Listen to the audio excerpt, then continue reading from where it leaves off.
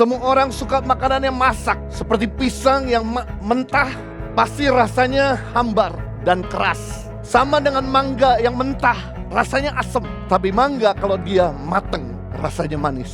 Sama hal dalam hidup ini, Tuhan mau untuk kita bukan sekedar berada di tempat yang sama. Tuhan mau untuk kita bertumbuh menjadi dewasa. Sehingga Tuhan bisa mengecap manisnya hidup saudara. Sehingga orang di sekitarmu, pasanganmu, keluargamu bisa mengecap manisnya dari hidup. Karena cuma orang yang dewasa yang bisa mengeluarkan aroma yang wangi ataupun nuansa yang manis. Saya beritahu, untuk menikmati janji Tuhan di tahun ini dan tahun depan, untuk meraih target-target kita, bukan cuma percaya Tuhan itu besar, bukan cuma percaya Immanuel tidak pernah ingkar janji, tapi kita juga harus punya mental juara untuk bisa menggenapi target-target kamu. Saya rindu untuk setiap kita di orang-orang yang bukan memble, lemah, cengeng, tapi kita jadi orang-orang yang anti gores hatinya, punya mental juara. Kenapa? Karena ini dia, iman atau mental juara, modal kita menuju ke tempat yang belum kelihatan. Jadi kalau Anda mau meraih tempat-tempat yang belum kelihatan, kalau Anda mau pergi ke tempat-tempat yang belum pasti, Anda harus punya yang namanya mental juara.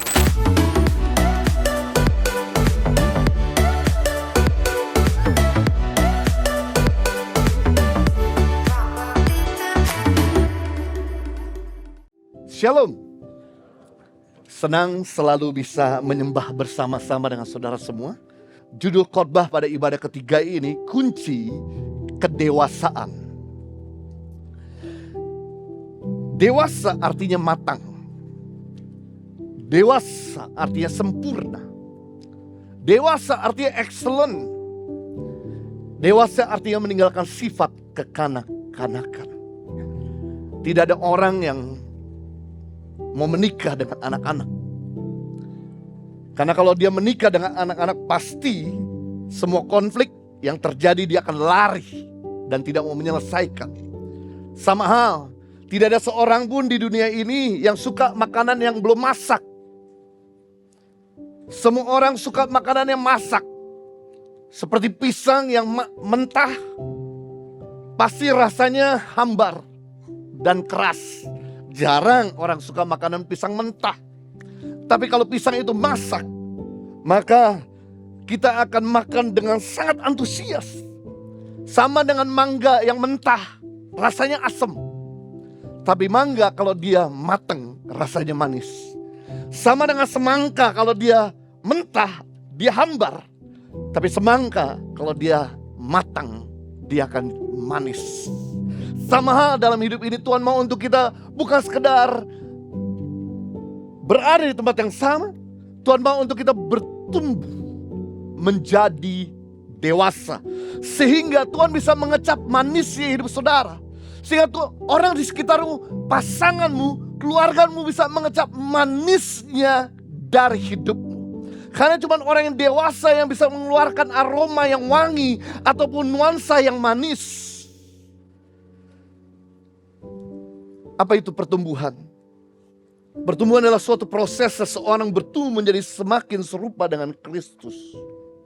Karena goal kekristenan bukan kaya, tapi goal kekristenan menjadi serupa dengan Kristus.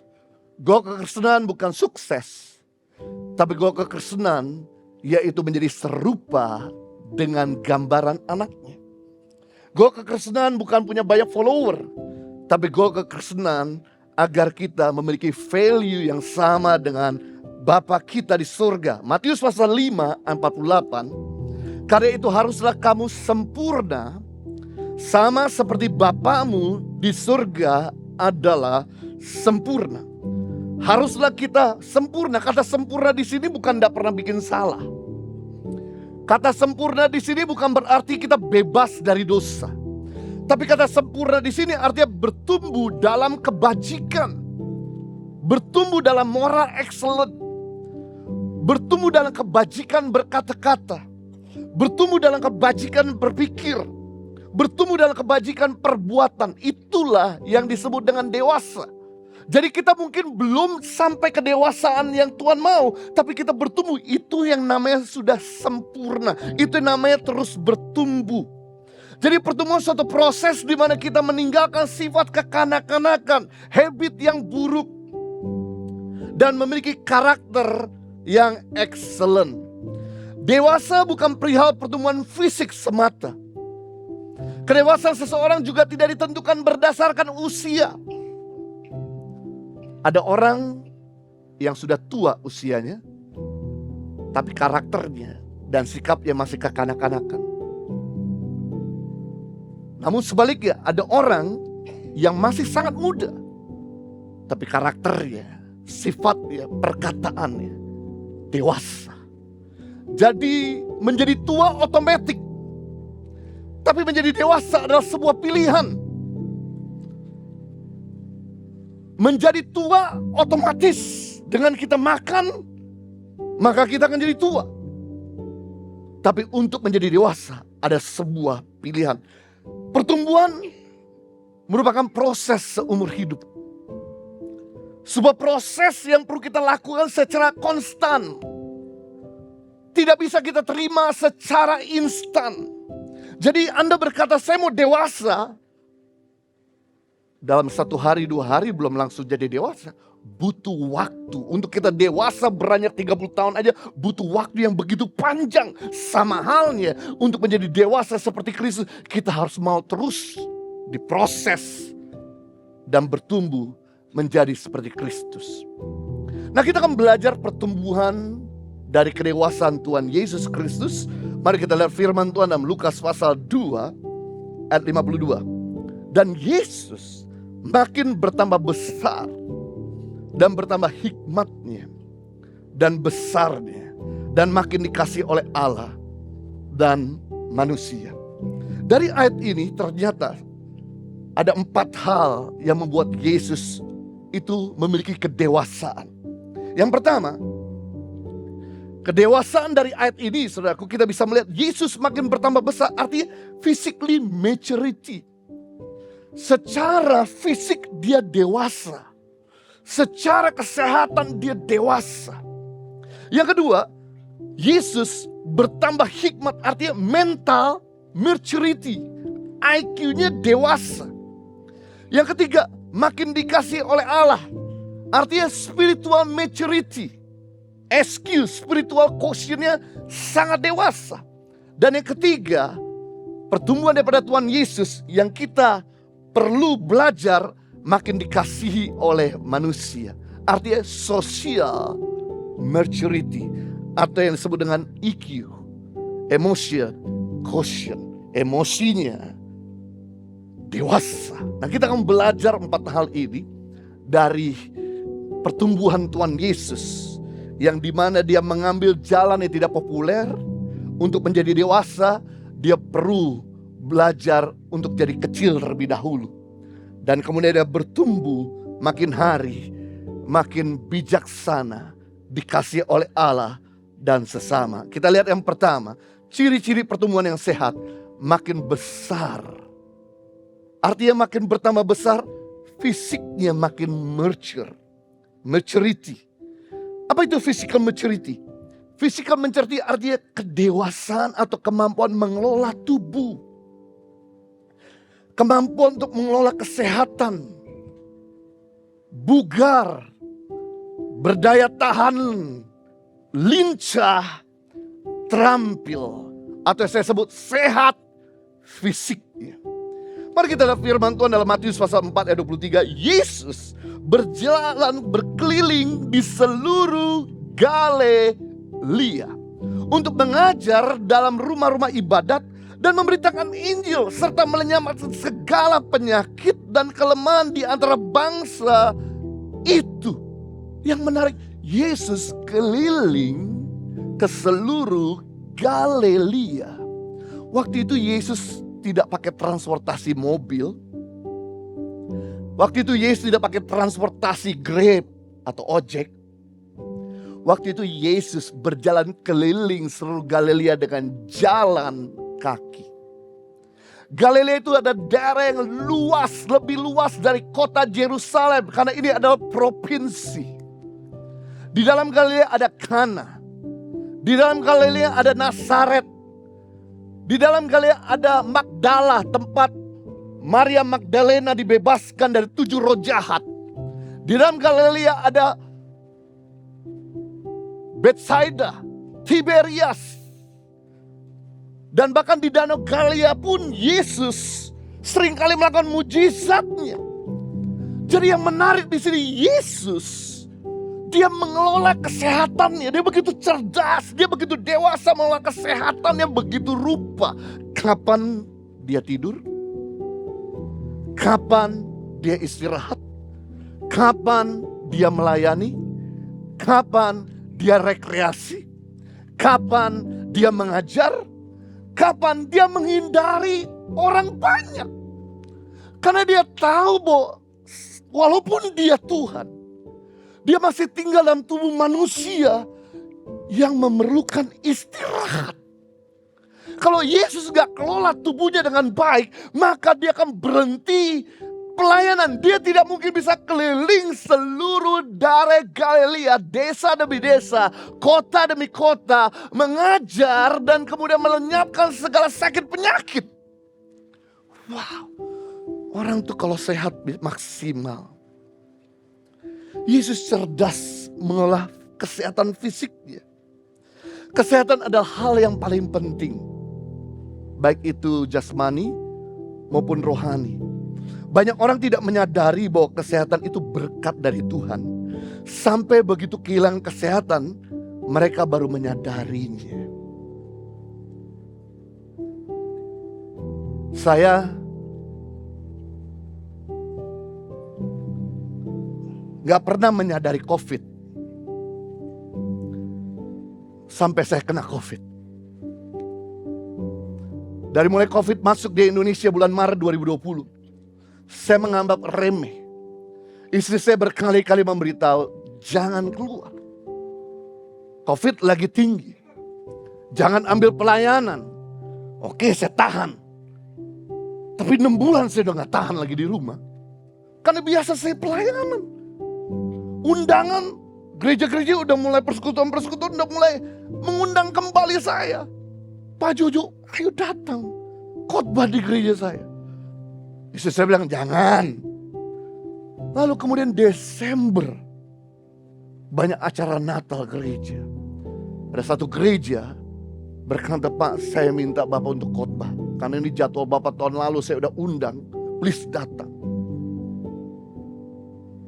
Saya udah bikin untuk protokol. Semua pakai masker. Dan Bapak pun khotbah pakai masker. Semua protokol akan dijalankan. Please datang untuk melayani acara Natal di gereja kami.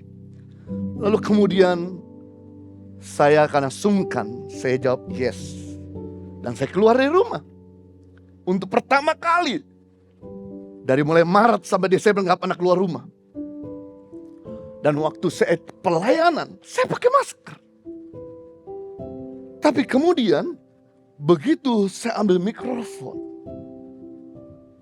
saya mulai berkhotbah. Masih belum terjadi apa-apa. Saya pulang gereja, masih nggak terjadi apa-apa. Kemudian saya sampai di rumah, masih nggak terjadi apa-apa. Tapi baru 2 hari kemudian, saya mulai merasa meriang. Saya merasa ngilu tulang-tulang seperti kena malaria. Saya pikir saya kena malaria. Tapi di Jakarta nggak ada malaria. Ada malaria di Indonesia Timur. Akhirnya saya kolap, terkapar di ranjang, sakit tenggorokan, dan saya nggak bisa cium bau lagi. Waktu dites, saya kena COVID. Barulah saya mulai menyadari kesehatan betapa penting. Tapi waktu saya kena COVID, saya berjuang untuk pulih dan sehat. Dengan saya istirahat 8 jam, dengan saya makan sebanyak mungkin, dengan saya exercise. Dan kemudian saya pergi ke atas dan saya mulai jogging di atas. Dan istri saya bilang, kamu kena COVID, lari-lari ke atas, turun. Masuk kamar isolasi mandiri, nanti kita orang kena. Dan betul, istri saya kena COVID gara-gara saya. Orang gak pernah merasakan sebuah anugerah hidup sehat sampai dia kehilangan kesehatan. Dan kesehatan itu bukan kondisi yang permanen. Artinya kalau kita sehat hari ini, bukan selalu kita akan sehat selama-lamanya. Jadi jika kita sehat hari ini, kita harus mempertahankan kesehatan kita. Kalau kita nggak pernah mempertahankan dan berjuang untuk sehat, kita akan sakit. Dan kalau kita sakit, kita harus berjuang untuk sehat. Dan kalau udah sehat, kita harus berjuang tetap sehat. Karena tubuh yang sehat merupakan imun yang kuat buat seseorang tidak mudah terserang penyakit. Sejak itu, saya mulai bikin istirahat saya harus cukup. Dan kalau saya istirahat gak cukup, saya harus makan berlimpah-limpah. Karena saya ingat, tentara Indonesia dikirim ke Papua, kalau kurang makan kena malaria. Tapi kalau berlimpah makanan, dia gak kena malaria. Makanya tentara-tentara Indonesia dikirim ke Papua bukan makin kurus, makin gemuk. Nah, saya kemarin tahun lalu memimpin grup ke Tanah Perjanjian dan Turki, perjalanan ziarah 5 trip dari awal sampai akhir. Saya nggak boleh sakit karena saya pemimpin dari grup ini. Yang saya lakukan, saya harus cerdas mengelola kesehatan saya. Walaupun satu grup mulai ada yang batuk-batuk. Saya kalau udah ada batuk-batuk atau kena tenggorokan sakit, salah satu peserta, langsung saya kasih obat saya. Pasti sembuh. Karena obat ini dari Australia, ini obat kalau kena COVID, sakit leher, sembuh. Namanya obat dewa. Jadi saya cepat kasih, kalau saya nggak kasih, maka dia batuk mulai menyebar satu pes. Tapi yang menarik Bapak Ibu, selama saya berangkat sudah 2 tahun lalu dan tahun ini berkali-kali trip, Tuhan karuniakan kami kesehatan. Why?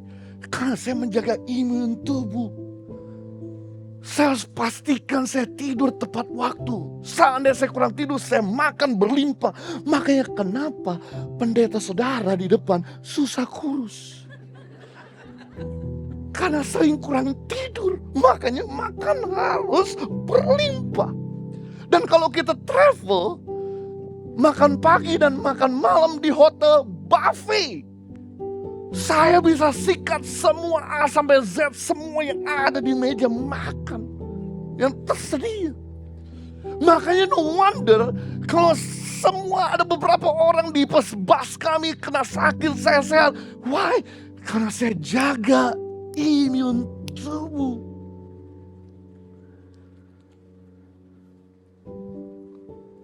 Kesehatan berhubungan langsung dengan kekuatan, baik secara perorangan maupun secara institusi. Kita dapat berprestasi secara maksimal kalau kita sehat. Seorang atlet terpaksa harus membatalkan pertandingannya jika diketahui bahwa dia tidak sehat pada hari di mana dia harus bertanding. Saya ingat sejak saya kemarin kena COVID itu, saya jadi harus membatalkan pelayanan-pelayanan kami yang ada di intern maupun yang ada di eksternal. Jadi saya tidak bisa memimpin Yayasan Damai Harapan dan Gereja Impact Community Indonesia pada waktu itu. Gara-gara saya sakit. Saya harus membatalkan beberapa jadwal saya. Nah, itu sebabnya penting untuk kita menjalankan gaya hidup sehat. Saya mau bagikan ada 3 tips bagaimana kita menjalankan hidup sehat. Yang pertama, menjalankan gaya hidup sehat harus istirahat cukup. Istirahat yang cukup 6-8 jam. Tidur kurang dari 6 jam mengurangkan usia. Jantung koroner, paru-paru basah, ginjal jebol, liver rusak. Suatu kali ada seorang kaya dari India. Dia badannya terjaga, seringkali exercise, dan dia jaga untuk badannya tetap fit, tapi dia selalu kurang tidur. Akhirnya usia 43 tahun dia dipanggil Tuhan, meninggal dunia. Istrinya gak bisa terima. Kenapa suami saya 43 tahun masih muda, badan langsing dan sering olahraga, meninggal muda? Ketika dokter teliti, liver dia udah rusak. Karena kurang tidur. Tidur setiap hari cuma 5 jam. Namun sebaliknya, istirahat lebih dari 8 jam mengurangi usia dan membuat kita koflok. Koflok lawan daripada pintar. Minta maaf, bahasa Indonesia saya sedikit kebarat-baratan, karena tadi malam kebanyakan makan keju, lupa makan singkong lagi. Makanya mahasiswa yang suka tidur berkelebihan bukan makin pintar, makin sebaliknya.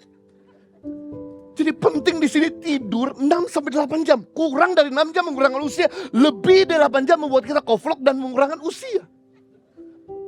Tidur yang the best adalah 7 jam. Istri saya kalau tidur kurang dari 6 jam pasti sakit kepala. Termasuk saya. Kalau saya tidur kurang dari 6 jam saya lemas. Maka saya harus atur dan bijak seperti Yesus. Karena Alkitab menemukan beberapa kali Yesus tertidur di tengah-tengah badai yang bergelora. Di tengah-tengah di mana murid-murid sedang sibuk untuk menyelamatkan perahunya. Tapi Yesus asik tertidur karena dia memanfaatkan setiap every single second untuk istirahat.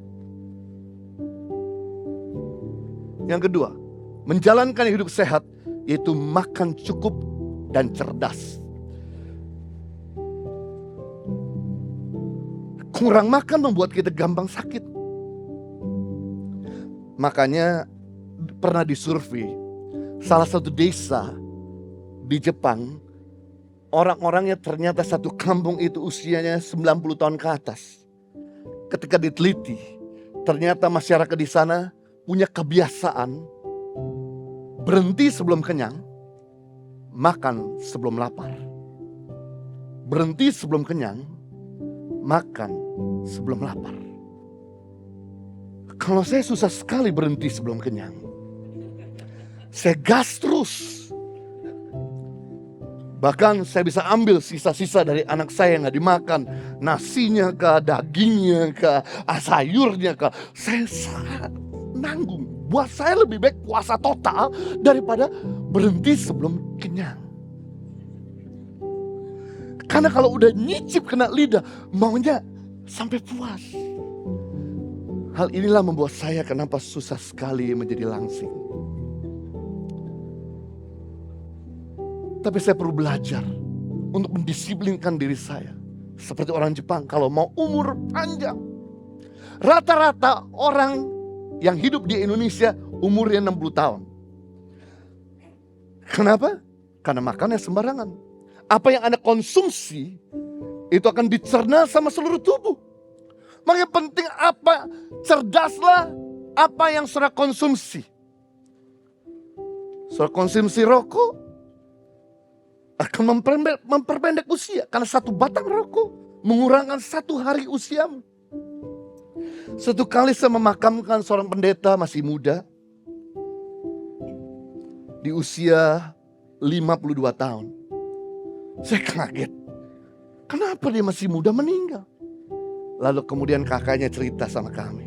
Iya Pak Jojo. Dulu masa mudanya dia pemabuk, perokok berat, dan juga drug.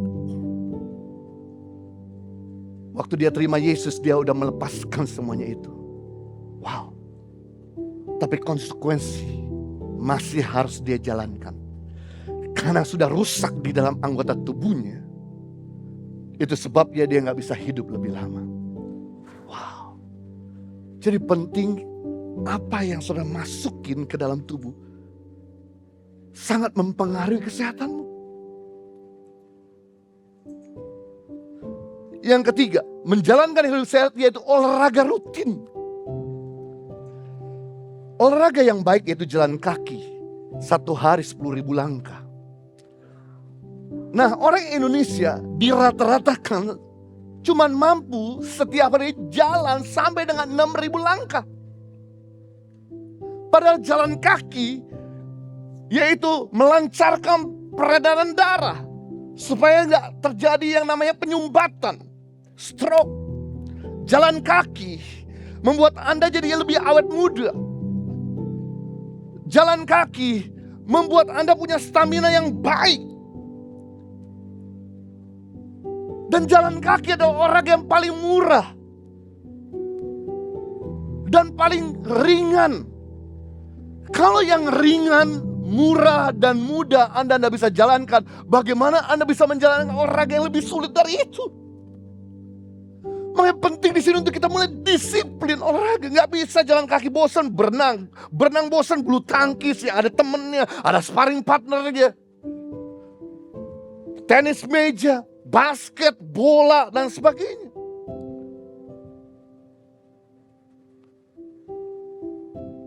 Saya rindu untuk jemaat Impact Community Indonesia. Ada jemaat yang bukan cuman pintar mengkonsumsi makanan, tapi jemaat yang punya olahraga rutin. Sehingga Anda makin bertumbuh, makin hari makin sehat. Kemarin kami undang salah satu pendeta untuk bicara di level up tentang keluarga. Dia usianya 62 tahun. Tapi karena dia exercise rajin, kami siapkan makanan, dia gak mau daging, dia maunya sayur. Dan dia olah pernafasan dengan baik. Waktu dites, usia 62 tahun, tapi punya kekuatan seperti usia 31 tahun. Yang aneh dan ajaib, orang ini sebelum pandemik rambutnya putih. Tapi setelah pandemik, karena dia sering exercise, latihan pernafasan dengan baik, rambut putihnya hilang, hitam kembali, bukan disemir. Berarti tercipta regeneration cell. Sel yang mati dan rusak tercipta dengan sel yang baru. Ubanan bisa jadi hitam. Wow. Why? Olahraga. Buat saudara yang mulai ubanan, ayo kita mulai exercise hari ini. Yang kedua, ciri-ciri pertumbuhan yang sehat. Yesus bertambah hikmat, artinya mental maturity. Punya IQ. IQ di sini saudara, bukan bicara soal kepintaran. Tapi IQ di sini punya kemampuan bertahan atas kesukaran. Mental maturity artinya adalah kecerdasan atau kemampuan menalar, belajar hal yang baru, menghitung, dan memecahkan problem secara rasional dalam kejernihan berpikir. Yesus bukan cuma punya IQ tinggi, dia punya daya tahan atau mental juara terhadap tekanan yang kuat. Jadi di sini bertumbuh bukan cuma kepintaran secara IQ, tapi juga harus punya kekuatan bertahan atas ujian yang berat. Sorry to say, hari-hari ini di Jepang, yang notabene negara maju, dan orang-orang yang di sana pintar-pintar, tapi banyak di antara anak-anak muda setiap hari memutuskan untuk bunuh diri. IQ boleh tinggi, tapi lemah atas mentalnya. Saya mau saudara bukan cuma meningkatkan kemampuan berpikir, tapi punya kemampuan untuk bertahan atas kesukaran. Mari kita lihat Tuhan Yesus. Ibrani 4 ayat 15 dalam bahasa Indonesia masa kini. Dikatakan imam agung kita bukanlah imam yang tidak dapat turut merasakan kelemahan-kelemahan kita. Sebaliknya ia sudah dicobai dalam segala hal sama seperti kita sendiri. Hanya ia tidak berbuat dosa. Jadi dia udah dicobai segala hal. Apa sih yang belum dicobai kepada Yesus? Semua sudah dicobai oleh iblis. Bahkan dia turut merasakan kelemahan kita. Makanya dia ada di sepatu kita. Dia pernah ada di posisi kita. Dia pernah ada di situasi kita. Takut, tertolak, dihianati.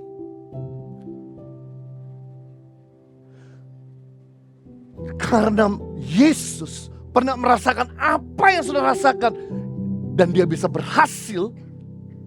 Berarti kalau kita punya Tuhan Yesus dalam diri kita, maka dia akan menolong kita juga untuk berhasil mengatasi ujian. Itu sebabnya dalam Matius pasal 4 ayat 17, Yesus berkata, sejak waktu itulah Yesus memberitakan bertobatlah, sebab kerajaan sorga sudah dekat. Kata bertobatlah di sini saya highlight, saya bold, saya besarin. Kata bertobat di sini artinya metanoia. Perubahan cara berpikir dari penakut jadi pemberani. Dari dunia menjadi kerajaan Allah. Perubahan cara berpikir pesimis menjadi optimis. Cara berpikir pecundang menjadi cara berpikir juara. Jadi Yesus rupanya sedang menanamkan di pikiran murid-murid, kalau kamu mau ikut aku, kamu harus bertobat. Bertobat di sini bukan berarti kamu meninggalkan dosa-dosa saja, bukan berarti kamu meninggalkan dunia lama kamu saja, tapi kata bertobat di sini, kamu harus punya mental juara. Makanya Yesus memberikan garis bawah kepada murid-muridnya. Barang siapa mengikut aku, kamu harus bersedia menyangkal dirimu dan memikul salib. Murid-murid mikir ikut Tuhan artinya siap kursi listrik, siap dirajam batu, siap dipenggal, siap dianiaya, siap disakiti, siap hidup kekurangan. Karena Yesus memberikan sebuah warning, sebuah peringatan, sebuah ajaran yang keras di depan. Ikut aku, kamu bukan cuma sekedar meninggalkan kehidupan lama, tapi ikut aku, kamu harus punya mental juara. Yang menarik, dari 12 murid Yesus, yang gagal cuma satu. Bernama siapa? Yudas. 11 murid Yesus berhasil. Why? Karena Yesus memilih murid bukan berdasarkan otot tebal, bukan berdasarkan perawakan elok, bukan berdasarkan kekayaan atau berdarah ningrat, tapi Yesus memilih murid-murid berdasarkan mental juara, mental maturity. Berbeda dengan Musa memilih 12 muridnya. Ketika Musa memilih 12 murid, the best of the best dari setiap suku Israel, dari setiap suku Ruben dipilih satu, dari setiap suku Naftali dipilih satu, dari suku Yehuda dipilih satu, dari suku Benyamin dipilih satu. Dipilihnya 12 pemimpin atau pengintai. Tapi karena Musa tidak memilih berdasarkan mental juara, waktu mereka dikirim, diutus mengintai ke tanah Kanaan dari padang gurun, 12 pengintai ini, perhatikan, melihat tanah yang sama, melihat buah yang sama, melihat opportunity yang sama, dan melihat masalah yang sama. Begitu mereka kembali ke base camp bangsa Israel di padang gurun, maka 12 pemimpin ini, pengintai ini, suaranya terpecah dua. Suara mayoritas, 10 dari 10 pengintai yang dikirim oleh Musa berkata begini, benar Musa, tanah yang dijanjikan Tuhan itu kami udah survei, berlimpah susu dan madu, berlimpah buah-buahan dan sayur-sayuran, baik adanya. Namun orang-orang di sana ahli berperang, kuat-kuat, besar-besar, tinggi-tinggi, dan banyak keturunan raksasa. Kita ini di hadapan mereka bagaikan belalang. Kalau Anda melihat dirimu belalang atau kecil, apa saja yang Anda lihat akan jadi besar. Karena mereka melihat dirinya kecil, dia lihat semuanya besar. Maka ketika mendengar berita dari 10 pemimpin yang Musa kirim, bangsa Israel menangis, meraung, dan berkata, kenapa kamu keluarkan kami dari perbudakan, membuat kami mati di tanah perjanjian yang Tuhan janjikan? Lebih baik kami kembali jadi budak, nggak mesti harus dibunuh sama mereka, dicincang, dipotong leher kami. Mereka menangis, mereka pesimis, mereka khawatir, mental mereka nggak siap. Kemudian 2 pengintai bernama Yosua dan Kaleb berkata, guys, tenang. Benar, tanah yang dijanjikan Tuhan itu berlimpah susu dan madu. buah-buahan sayur-sayuran, orang-orang yang kuat banyak, raksasa.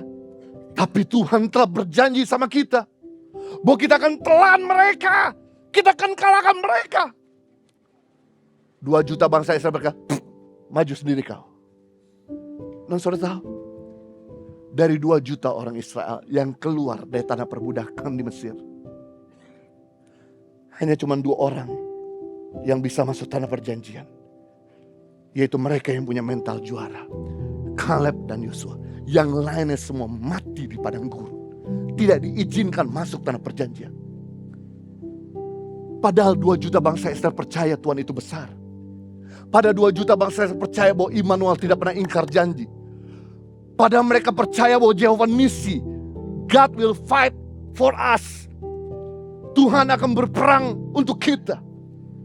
Tapi karena mental mereka pecundang, mereka gak punya mental yang dewasa atau maturity, akhirnya mereka semua binasa. Saya beritahu, untuk menikmati janji Tuhan di tahun ini dan tahun depan, untuk meraih target-target kita, untuk meraih mimpi-mimpi kita, bukan cuma percaya Tuhan itu besar, bukan cuma percaya Immanuel tidak pernah ingkar janji, bukan cuma percaya Jehovah Nisi, Jehovah Sekenu, Allah berperang buat kita. Bukan itu. Tapi kita juga harus punya mental juara untuk bisa menikmati tanah perjanjian. Untuk bisa mengenapi target-target kamu. Saya rindu untuk setiap kita di orang-orang yang bukan memble, lemah, cengeng. Tapi kita jadi orang-orang yang anti gores hatinya. Punya mental juara. Kenapa? Karena ini dia, iman atau mental juara adalah modal kita menuju ke tempat yang belum pasti. Iman atau mental juara modal kita menuju ke tempat yang belum kelihatan. Jadi kalau Anda mau meraih tempat-tempat yang belum kelihatan, kalau Anda mau pergi ke tempat-tempat yang belum pasti, Anda harus punya namanya mental juara. Saya beri contoh. Istri saya rindu sekali pergi ke Paris, ke Eropa, tapi suaminya gak mampu membawa dia ke sana. Suatu kali kami diundang untuk pergi pelayanan ke Nederland, Belanda. Kami cuma punya uang 200 euro. Istri saya ngomong begini, Jo, udah sampai Belanda masih gak sampai Perancis sih. Masalahnya kita cuma punya uang 200 euro. Punya iman dong Jo. Kita pasti pergi ke sana. Tuhan udah kirim kita jauh-jauh 14 jam dari Jakarta sampai Nederland. Masa cuma sampai di negara ini aja? Saya pengen sekali cium kamu di Paris. Oh, boleh. Kalau gitu saya punya iman. Saya punya iman. Let's do it. Let's go.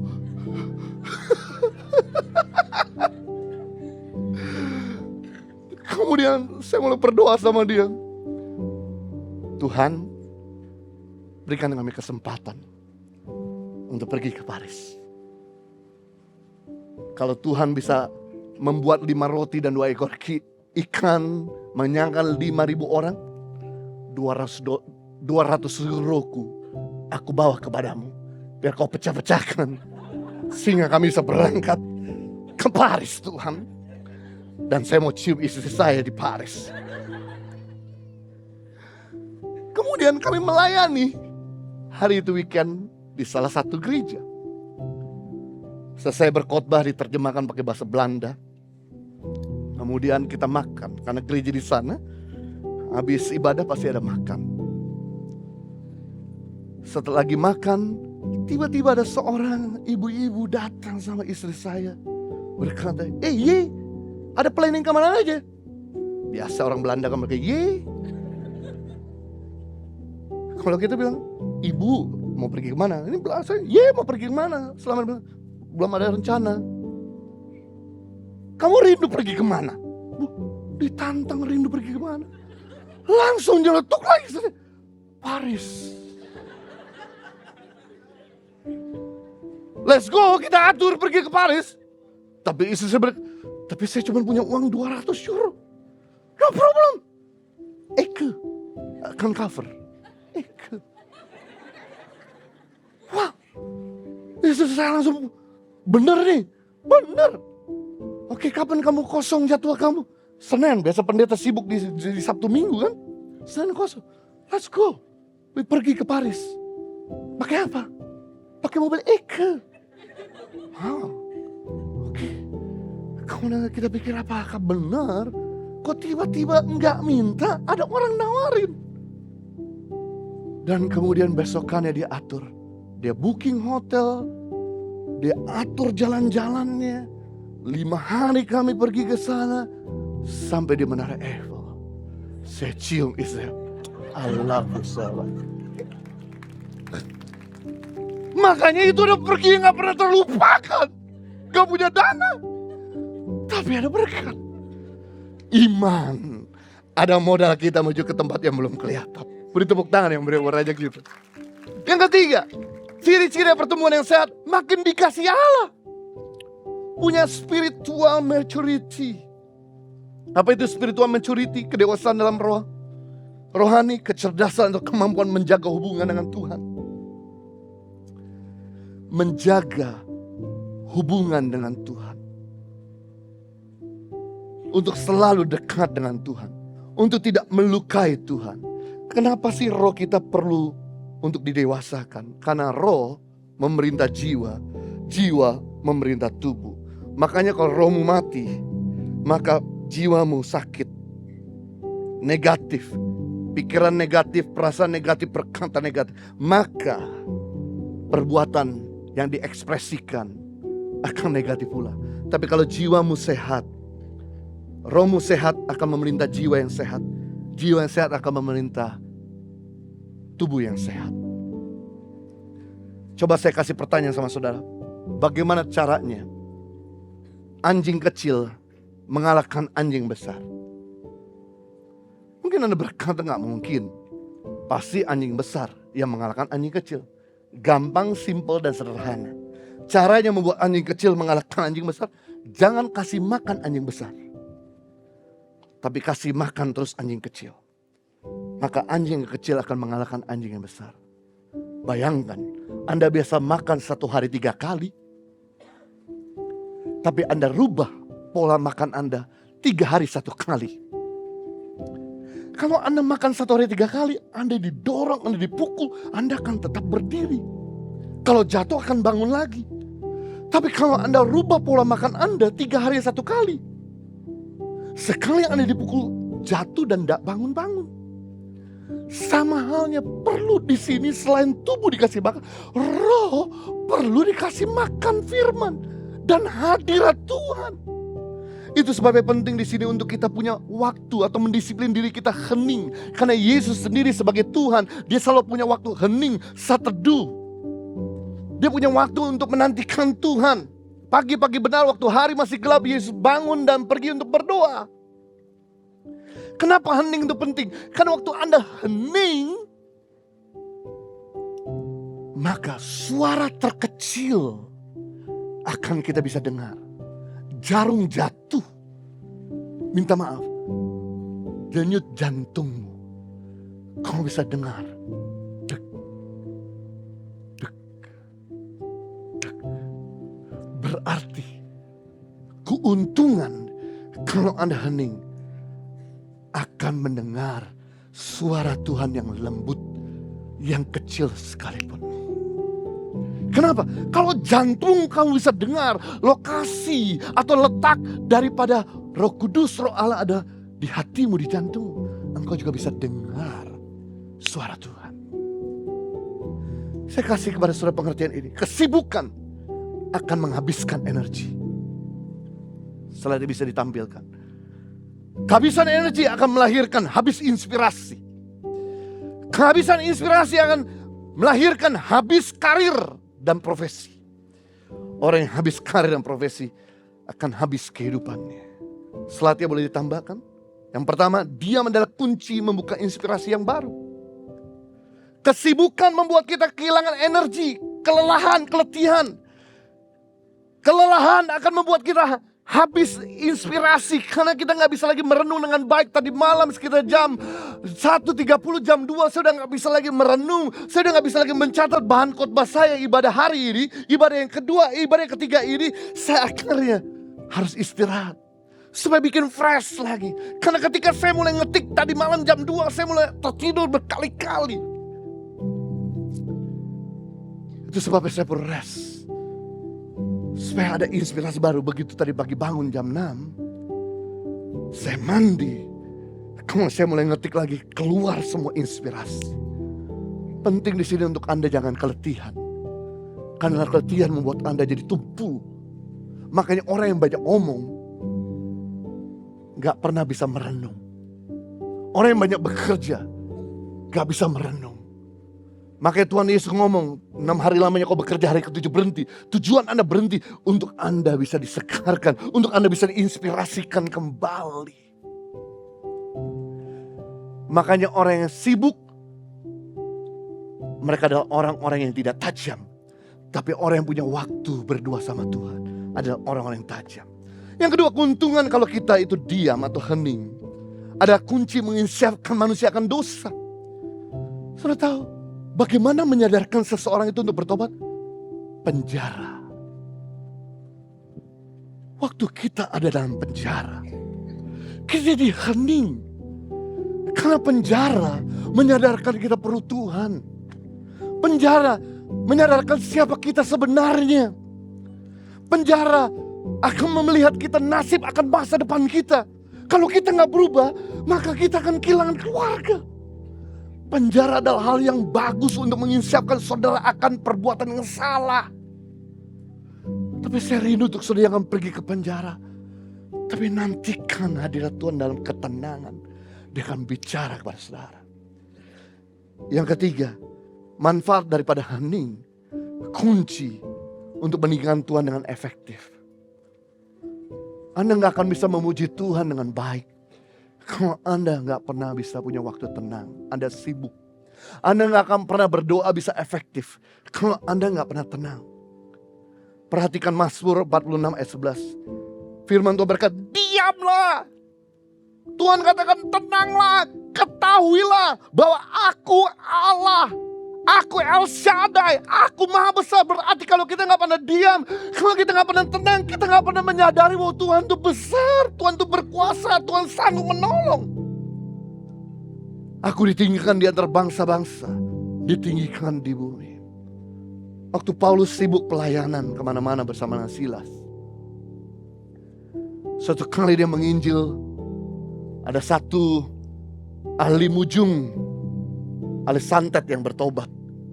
Kemudian pemilik daripada ahli sihir ini tidak bisa terima. Kemudian mulai memenjarakan Paulus dengan Silas. Di dalam ketenangan inilah, ketika tangan dipasung, kaki dipasung, Paulus gak bisa berkutik di penjara. Dia mulai memuji Tuhan dari hati terdalam. Dan waktu dia memuji Tuhan dari hati terdalam, maka sendi-sendi penjara itu pecah, gempa bumi besar terjadi sehingga dia bisa bebas dari penjara. Mujizat terjadi bukan karena kita berperang. Mujizat seringkali terjadi ketika kita diam dan Tuhan yang berperang. Bagaimana cara bangsa Israel meruntuhkan tembok Yeriko? Dengan jalan setiap hari 1 kali selama 6 hari, dan hari ke-7 7 kali. Berarti 13 kali dia harus jalan kaki dengan satu siaran. Diam. Tutup mulut. Quiet. Sementara dia diam, kelilingin tembok Yeriko. Orang-orang dari atas tembok Yeriko kencingin mereka. Lempar mereka dengan batu. Panain mereka. Hina mereka. Bangsa yang sebenarnya, kenapa kita gak boleh ngomong? Izinkan kita berteriak, kita nyembah Tuhan ke. Diam. Aku yang mau berperang bagi kamu. Selama 13 kali. Udah memar-memar berdarah-darah. Hari ke-13 kali setelah keliling, Tuhan ngomong gini, lu boleh teriak sekencang mungkin, lu boleh memuji Tuhan sekencang mungkin, gua yang berperang buat lu. Mereka gak tahan lagi Karena 13 kali dikencingin. Dibuangin kotoran manusia. Mereka teriak, haleluya! Itu tembok setinggi 14 meter dengan tebal sekitar 6 meter.